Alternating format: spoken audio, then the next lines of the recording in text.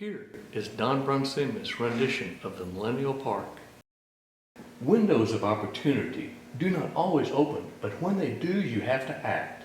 Here it was, the Millennial Park concept a decade ago, when the girls had their restaurants on Main Street, 3rd, and Water.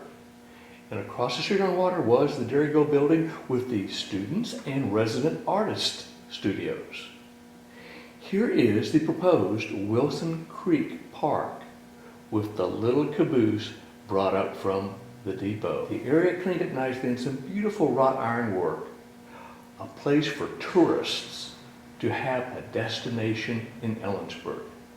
Now, right over here on this corner is the Robber's Roost site, where people could walk past and look in and see the old stables of the Robber's Roost.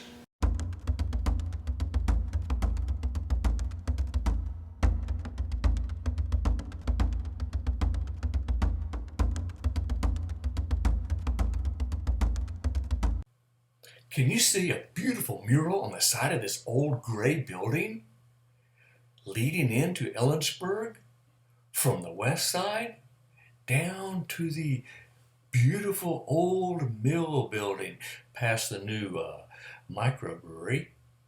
And look at this mill building as we approach it. This is truly a work of art. Imagine if murals were across there like a John Deere tractor, sheaves of wheat, grain, telling the history of Central Washington agriculture. Imagine that. Where is the art? Okay, let's start over. Welcome to the new future of Ellensburg, where East meets West for quality family tourism.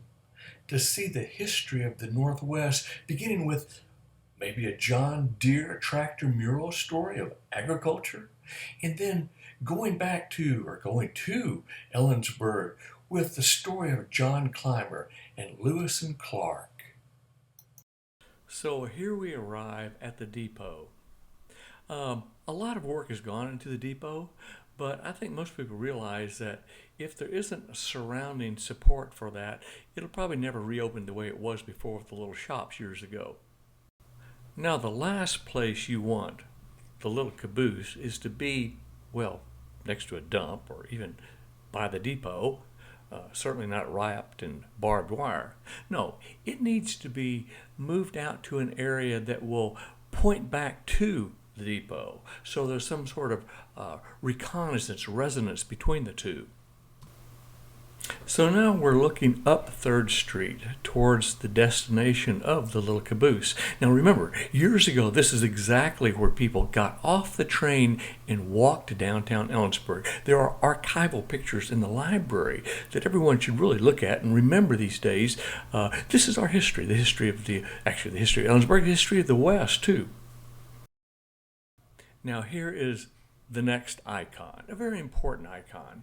It wouldn't require much, just a few Western murals, perhaps something in rendition similar to John Clymer.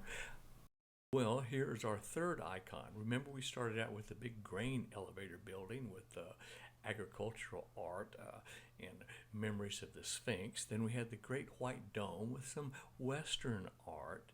And finally we come to the Deere building. Unfortunately, there wasn't any support for this project, so it burnt. All the artists left, and that end of town became basically commercial. But nevertheless, who knows, the Sphinx may rise again. Remember, here is the actual Robber's Roost site, and the back alley there to Main Street would take traffic out of the Wilson Creek Park. Here we are looking east to west at the Wilson Creek area.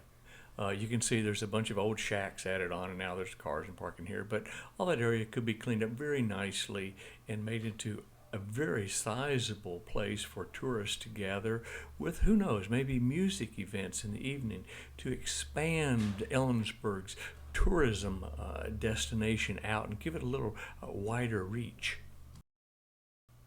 Okay, well, opportunities come and go. The Deere building, the artists and the students, and all those things. I guess that's not there. Maybe it could be brought back. Who knows? But it's important to think about other kinds of opportunities that don't come and go, but are given to a community to make a community special. Think of Omak or Leavenworth.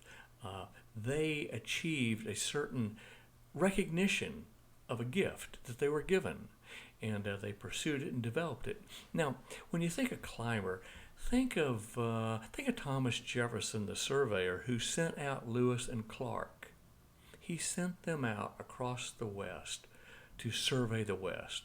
Well, that's the same thing that Norman Rockwell, Remington, and John Clymer did.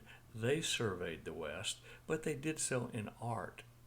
To let these go and be lost and forgotten is to actually do away with one of your most important heritage, cultural heritage. Important to realize that most cultural heritage sites are based upon tourism.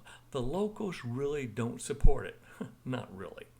It's tourism. So John Clymer, like Remington, like Norman Rockwell, these people, they need to be recognized culturally and have their identity. And here, our identity was with John Clymer.